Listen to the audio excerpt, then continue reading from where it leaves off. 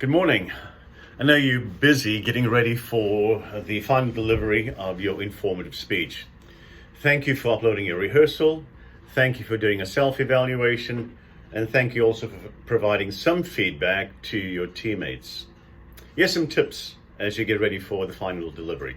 First is make sure that you have a strong hook, a strong attention getter to draw the audience in. A reminder, the attention getter is not the place where you introduce your topic or your thesis statement.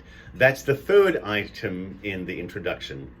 Second, it is vital that you connect with the audience in terms of their beliefs, attitudes, values, and behavior.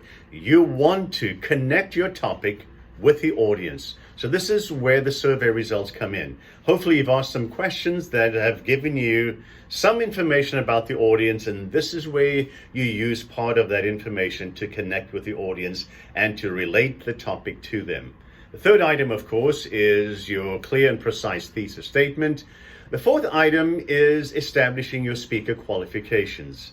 This is where you highlight your sources in your introduction, not after your conclusion, as you would in a research paper, all right? And so here is where you tell us which sources you've consulted, which have been helpful, and which ones can we go to for further information. And then the fifth thing in the introduction is the preview of the main points.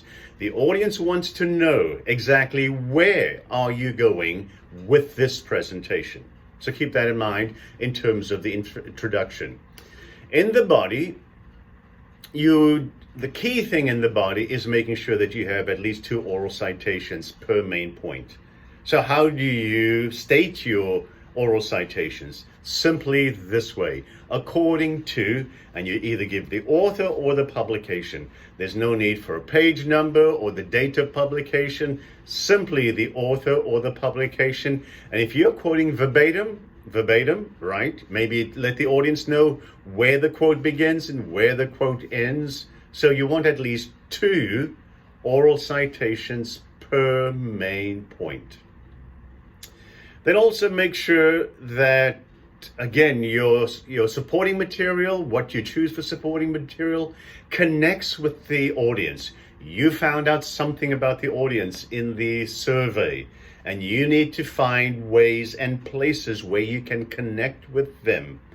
And then again, make sure your transitions move from one main point to the next. The purpose of a transition is to review the previous main point or main points, depending on which transition this is, and preview the next main point.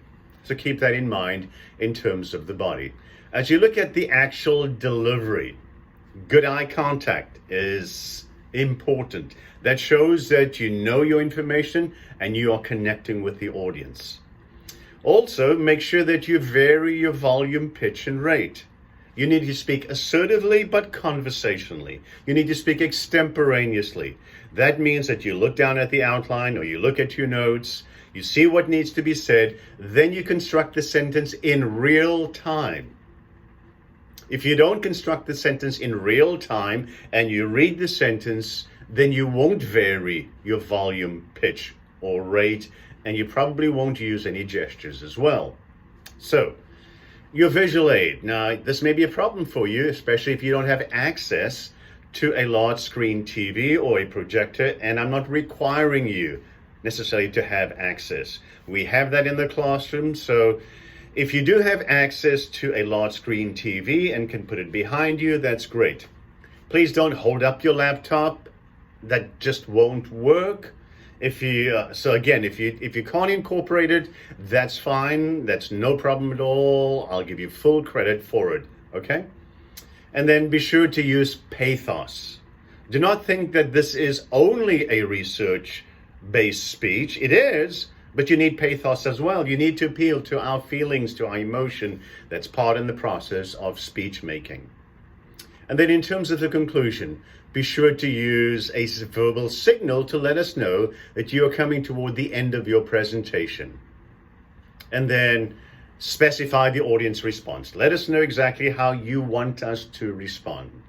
Tie this in with the specific purpose that you've come up with for this particular presentation. You need a strong, memorable ending. I'm really tough when I grade the memorable ending.